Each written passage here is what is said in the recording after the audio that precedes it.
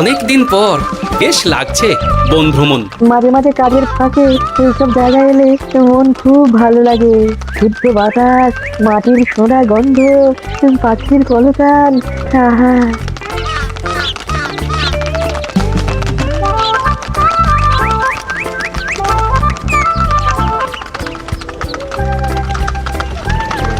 মহারাজের রথ থামছে। আমরা এইখানে বসে আজ রাজকার্য পরিচালনা করব। মন্ত্রী, তুমি ঝটপট এখানে বসার বন্দোবস্ত করে দাও। আমি এক্ষুনি ব্যবস্থা করে দিচ্ছি মহারাজ।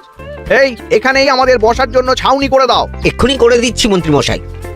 এরা বসার জায়গাটা করে দিক, ততক্ষণ আমরা একটু হেঁটে আসি।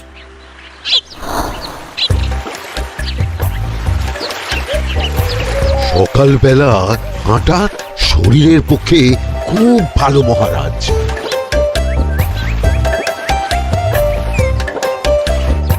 আগেকার দিনে রাজা মহারাজরা এই সব বনে মৃগয়া করতে আসতেন। মৃগয়া একদম ভালো নয় মন্ত্রী। তুমি জঙ্গলে আসছো অন্য প্রাণীদের মারতে, কেন মারবে? ওরা তো তোমার কোনো ক্ষতি করেনি। না, তা করেনি, কিন্তু তখন ওটা রাজা মহারাজাদের খেলা ছিল। শুনেছি আপনার প্রপিতামহ খুব ভালো বাঘ শিকার করতেন, অনেক বাঘ মেরেছেন। মন্ত্রী, তুমি একটা কথা হয়তো জানো না, আমার প্রপিতামহ শিকার করতে, কিন্তু কোনো স্বাভাবিক জানোয়ারকে নয়। যে বাঘ মানুষ খেকো হয়ে প্রজাদের ক্ষতি করত, আমার প্রপিতামহ সেই সমস্ত বাঘদেরই মারতেন। এছাড়া উনি অন্য প্রাণী সংরক্ষণ করতে বড়ই ভালোবাসতেন।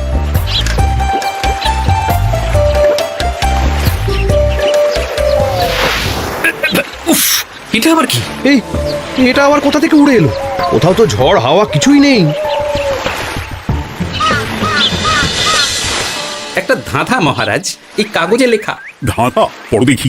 জোয়ার ভাটা প্রভুর খেলা, ভাটা হবে হলে বেলা, ভাটা হলেই দেখা যাবে লাল রঙের এক পাথর পাবে, নদীর ধারে গর্ত করে যত্নে সাজাই কলস ভরে, হেথায় হোথায় ছড়িয়ে যাহা, অন্ধকারে জলে তাহা, ঢুকলে চক্ষু ঝলসে যাবে, হাতের কাছে ঘন্টা পাবে, ঠিক ঘন্টা বাজলে পরে পড়বে ঝরে থরে থরে, ঘন্টা যদি হয় ভুল যেন তুমি হারাবে কুল, ঠিক ঘন্টা চিনতে হলে নকশা দেখো চক্ষু খুলে, সিন্দুক দেওয়ালে হাত দাও, আসল ঘটনা জেনে নাও। ওরে বাবা, খুব দীর্ঘ ধাঁধা। তা মন্ত্রী, তুমি কিছু বুঝলে? এটা একটা গুপ্তধনের নকশা। এর মধ্যে গুপ্তধন কোথায় আছে তার একটা ধারণা দেওয়া আছে। গুপ্তধন? ওটা আমাকে পেতেই হবে, পেতেই হবে।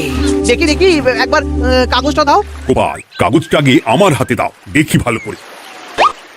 এখন নদীতে জোয়ার চলছে গোপাল।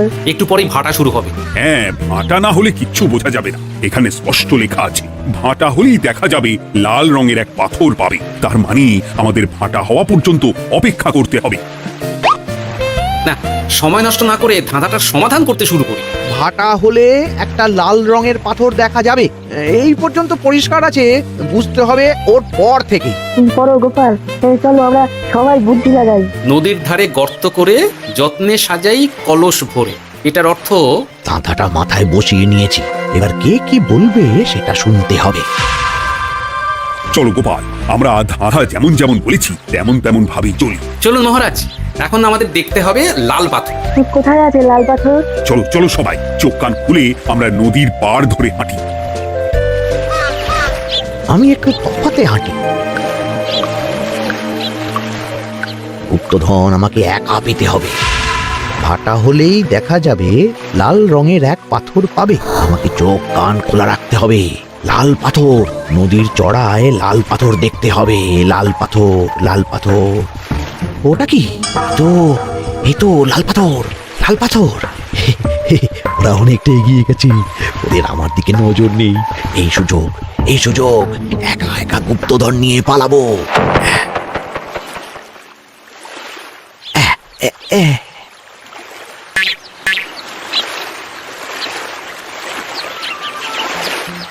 কি গো, আমরা তো হেঁটেই চলেছি, লাল পাথর তো কই দেখতে পাচ্ছি না। আরেকটু হাঁটতে হবে মহারাজ, গুপ্তধন বলে কথা, ওকে আর সহজে ধরা দেয়? সেটা অবশ্য সঠিক কথা। আচ্ছা, আমরা সবাই তো আসছি হেঁটে হেঁটে, মন্ত্রী মশাই গেলেন কোথায়? উফ, কি যে ঘটে। সত্যি তো, মন্ত্রী কোথায়? ও সেনাপতি, মন্ত্রীকে দেখেছো? কই না তো মহারাজ। তাহলে কোথায় গেলেন মন্ত্রী মশাই? এই জঙ্গলে বাঘ ভাল্লুক আছে, শেষে কিনা বাঘে নিল। হায় হায় হায়, মন্ত্রী গিন্নির কাছে আমি কি মুখ দেখাবো? বাঘ ভাল্লুকের পেটে যাবার লোক তো মন্ত্রী মশাই নন। ও গোপাল, কি ভাবছো? কিছু তো একটা বলো। এখন আমাদের মন্ত্রী মশাইকে খুঁজতে হবে। তবে মন্ত্রী মশাই বাঘ ভাল্লুকের পেটে যায়নি। তুমি নিশ্চিত হচ্ছ কি করে? অত পেঁচালো মানুষকে বাঘ ভাল্লুক গন্ধ শুকেই ছেড়ে দেবে, হজম করতে পারবে না। না না না, এখন রসিকতা করার সময় নয়। আমাদের মন্ত্রীকে খুঁজে বার করতেই হবে। কোথায় গেল মন্ত্রী? চলো চলো, গুপ্তধন মাথায় থাক, চলো মন্ত্রীকে খুঁজি। আহ, মন্ত্রী কোথায় গেল কে জানে। একবার পুরো ধাঁধাটা ঝালিয়ে নি। ভাটা হলেই দেখা যাবে লাল রঙের এক পাথর পাবে। ভাটা হয়েছে, লাল রঙের পাথরের মাথায় চাপ দিয়ে গুহার মুখও খুলেছি। এবার এবার নদীর ধারে গর্ত করে যত্নে সাজাই কলস ভরে। এটাই তো ঠিক বুঝতে পারছি না। এই রে, এবার কি হবে? হ্যাঁ, মহারাজ, কোথাও একটা আওয়াজ হলো। এই, আওয়াজটা কোন দিক থেকে হলো? চলুন সামনে এগিয়ে যাই। আমার মনে হয় আওয়াজটা সামনের দিক থেকে এলো। আমারও তাই মনে হলো। তবে কি মন্ত্রী মশাই লাল পাথরের হদিশ পেয়ে গেছেন? আমাদের চোখে পড়লো না, অথচ মন্ত্রী মশাই চোখে পড়ে গেল। আসলে আমরা কথা বলতে বলতে গেছি, তাই নজরে পড়েনি। মন্ত্রী মশাই একা একা আমাদের পেছন পেছন আসছিলেন। উনি ইচ্ছে করেই আমাদের পেছনে পেছনে আসছিলেন। নিজে একা গুপ্তধন নিয়ে যেতে চেয়েছিলেন, এখন কোথায় আছেন কে জানে।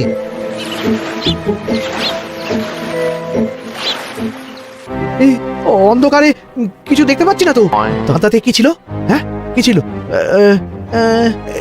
হেথায় হোথায় ছড়িয়ে যাহা, অন্ধকারে জলে তাহা, ঢুকলে চক্ষু ঝলসে যাবে, হাতের কাছে ঘন্টা পাবে। পেয়েছি পেয়েছি, ঘন্টা ঘন্টা ঘন্টাটা পেতে হবে। ঘন্টাটা ঘন্টাটা ঘন্টা। ভাটা হলেই দেখা যাবে লাল রঙের এক পাথর পাবে। নদীর ধারে গর্ত করে যত্নে সাজাই কলস ভরে, হেথায় হোথায় ছড়িয়ে যাহা, অন্ধকারে জলে তাহা, ঢুকলে চক্ষু ঝলসে যাবে, হাতের কাছে ঘন্টা পাবে। ঠিক ঘন্টা বাজলে পরে পড়বে ঝরে থরে থরে, ঘন্টা যদি হয় ভুল যেন তুমি হারাবে কুল। ঠিক ঘন্টা চিনতে হলে নকশা দেখো চক্ষু খুলে, সিন্দুক দেওয়ালে হাত দাও, আসল ঘটনা জেনে না। এবারে ভালো করে ঠান্ডা মাথায় ভাবতে হবে। ভাটা হলেই দেখা যাবে লাল রঙের এক পাথর পাবে। সেই লাল পাথরটাই তো খুঁজে পাওয়া যাচ্ছে না, অথচ মন্ত্রী মশাই খুঁজে পেলেন। আওয়াজটা কোথা থেকে আসছিল? এই কাছের পিঠে এই কোথা থেকে আওয়াজটা আসছিল।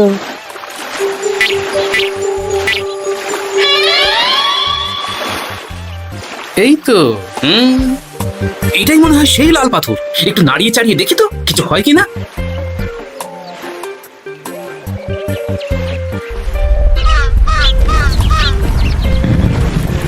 এই তো, কাজ হয়েছে।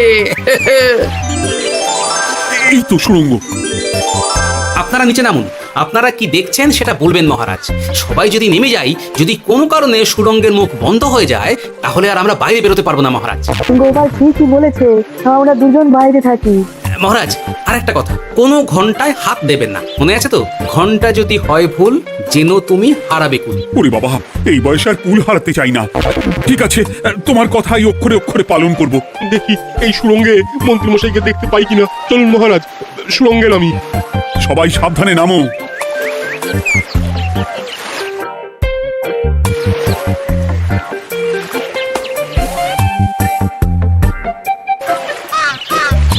মহারাজ, ওখানে কি কি দেখতে পাচ্ছেন? ওখানে কি মন্ত্রী মশাই আছেন? না গোপাল, মন্ত্রীকে এখনো দেখতে পাইনি। শুধু আমি এখানে অজস্র পাথর দেখতে পাচ্ছি।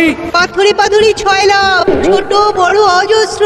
পাথরগুলো বড় অদ্ভুত, কিরকম কিরকম মানুষ মানুষ করুন। লম্বা বেটে হরেক রকম। মানুষ মানুষ গরম, সেটা কিরকম? আর কিছু, কোনো কলসি কি দেখতে পাচ্ছেন? বলছি তো দেখতে পাচ্ছি না। মহারাজ, কলসি থাকতেই হবে, কারণ ধাঁধায় লেখা আছে নদীর ধারে যত্ন করে যত্নে সাজাই কলস ভরে। গর্তটা আসলে হলো সুড়ঙ্গ, কিন্তু কলস। মহারাজ, মহারাজ, এইদিকে এইদিকে একটা কলসের মতো কি যেন আছে। এইদিকে আসুন, এদিকে এদিকে। হ্যাঁ গোপাল, দেখতে পেয়েছি। এবার আমি যেরকম যেরকম বলবো সেই রকম সেরকমই করবেন। আমি বিজ্ঞানীকে নদী থেকে জল তুলে পাঠিয়ে দিচ্ছি। পাত্র কোথায় পাবে? আমাদের জল খাবার যে পাত্র আছে সেটা আনতে লোক পাঠাচ্ছি। ঠিক আছে। শুধু একটা কথা বলছি, আপনারা কেউই সুড়ঙ্গের ভেতরে কোনো কিছুতে হাত দেবেন না। কেন গোপাল? সব পরে বলবো। এখন আমি যা বলছি সেটা শুধু মনে রাখুন, সুড়ঙ্গের ভেতরে কিছুতে হাত দেবেন না। ঠিক আছে।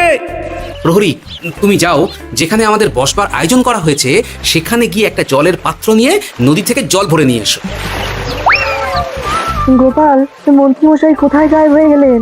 কোথাও গায়েব হয়ে যাননি বিজ্ঞানী, কোথাও গায়েব হয়ে যাননি উনি ওই সুড়ঙ্গের ভেতরেই আছেন। কিন্তু কেউ তো ওনাকে দেখতে পাননি। সম্ভবত পাথর হয়ে আছে। এখন কিভাবে পাথর হয়েছেন সেটা তো আমি বলতে পারবো না। সবটাই স্বপ্নের মতো লাগছে।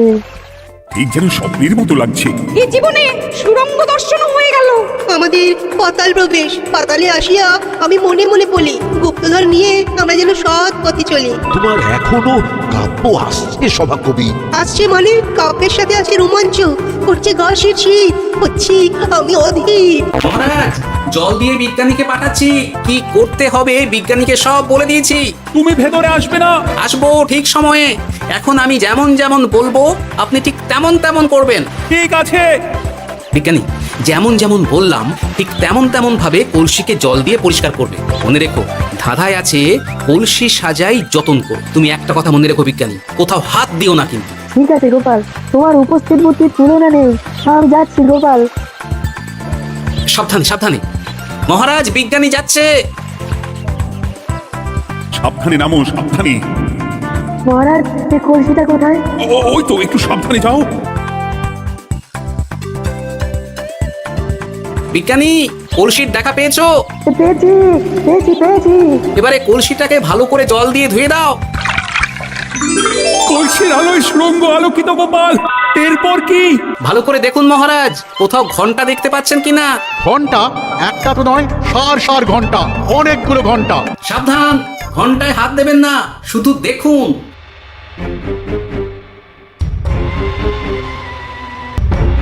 মহারাজ, আমরা গুপ্তধনের খুব কাছে চলে এসেছি। তাই নাকি?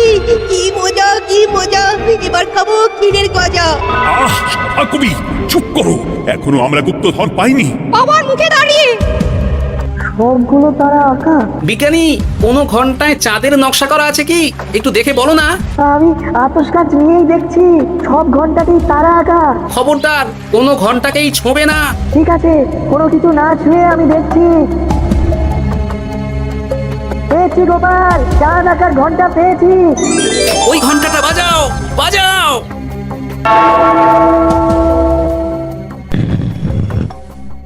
গুপ্তধন পেয়েছেন মহারাজ? বাঁচাও বাঁচাও বাঁচাও। বাঁচান মহারাজ, বাঁচান বিজ্ঞানী, মন্ত্রীর গলা পাচ্ছ না? মহারাজ, আমি পাথর হয়ে আছি, আমাকে মানুষ করুন মহারাজ। তুমি তো মানুষই ছিলে, হঠাৎ করে পাথর হলি কেন? মহারাজ, গুপ্তধন পেয়েছেন? পেয়েছি, তার সাথে মন্ত্রীকেও পেয়েছি। মন্ত্রী এইখানে কোথাও পাথর হয়ে দাঁড়িয়ে আছে। দাঁড়ান মহারাজ, এবার আসছি। সাবধানে এসো। আমি ভেতরে যাচ্ছি, বুঝলে? যদি কোনো কারণে দেখো পাথরটা গুহার মুখটা আটকে দিয়েছে, অমনি তোমাদের কাজ হলো পাথরটাকে ছুঁয়ে ফেলা, বুঝলে? ঠিক আছে গোপাল দাদা। আমার মনে হয় বিপদ আর কিছু ঘটবে না, তবুও সাবধানের তো মান নেই। ঠিক আছে, তুমি নিশ্চিন্তে ভেতরে যাও। বাঁচাও, আমাদের বাঁচাও, আমাদের সবাইকে মানুষ করুন। আমাকে মানুষ করুন মহারাজ। আপনাকে তো মানুষ করা হবে মন্ত্রী মশাই। আগে বলুন, আপনি পাথর হলেন কি করে? ও, মনে পড়েছে ধাঁধার শেষ লাইন, সিন্দুক দেওয়ালে হাত দাও, আসল খবর জেনে নাও। সত্যি গোপাল, তুমি না থাকলে এই এত কিছু আমাদের সবার কাছে অজানাই থেকে যেত।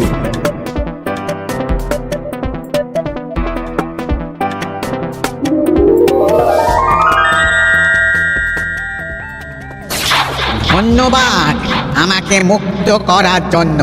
আপনি কে? আমি যক্ষ। আমাকে এই ধন সম্পত্তি পাহারা দেওয়ার জন্য এক ডাকাত দলের সর্দার যক্ষ করে রেখেছিল। আমি 100 বছর ধরে এইখানে যক্ষ হয়ে আছি। আমি তোমার জন্য মুক্ত হলাম গোপাল। এই সম্পত্তি তোমার গোপাল। সম্পত্তি নিয়ে আমি কি করব? আমি এই সব সম্পত্তি মহারাজকে দান করলাম, রাজ্যের অনেক কাজ হবে। তুমি ধন্য গোপাল, তুমি ধন্য। এবার আমার যাবার সময় এসেছে, আমাকে যেতে হবে। যাবার আগে এই পাথরগুলোকে মানুষ করে যান। এরা সব লোভী। আমি আমার সীমিত ক্ষমতায় এই গুপ্ত ধনের ধাঁধাকে এখানে যারাই ভ্রমণ করতে আসে তাদের হাতে তুলে দিই, কিন্তু কেউ এই ধাঁধার সমাধান করতে পারে না। সবার মনে লোভ কাজ করে, এই লোভ এদেরকে পাথর করে রেখেছে। পাথর হলো কি করে? একটা মানুষ এসে মুখ ভরা লোভ নিয়ে আধা পুরো না জেনে পাথরে হাত দিলেই সে পাথর হয়ে যাবে। আমাদের ভুল হয়েছে আর লোভ করবো না। বাঁচাও। আমাকে মুক্ত করে দিন, আমার খুব ভুল হয়েছে মহারাজ, মুক্ত করে দিন আমায়। তুমি এখানে আগে এসেছিলে, তাই তো আগে এসে ভাবলে নিজেই একা একা গুপ্তধনকে হরপ করে দিবে। এদিকে তোমাকে না দেখতে পেয়ে আমাদের কত চিন্তা হচ্ছিল। তারা লোভী, তারা কারো কথা ভাবে না, শুধু নিজের কথা ভাবে। আমাকে আর একটা সুযোগ দিন, আমি আর লোভ করবো না মহারাজ। তোমার কথার কোনো দামই নেই।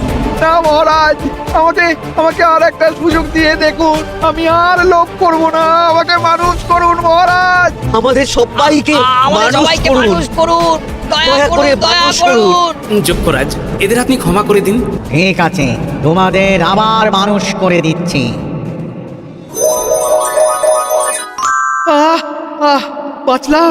বাঁচলাম। এইরকম বারবার বাঁচা যাবে না, কিন্তু এবার সাপ ব্যাং যাই হবে না কেন ওইভাবেই থাকতে হবে, এই আমি বলে দিলাম। এবার আমার মুক্তি।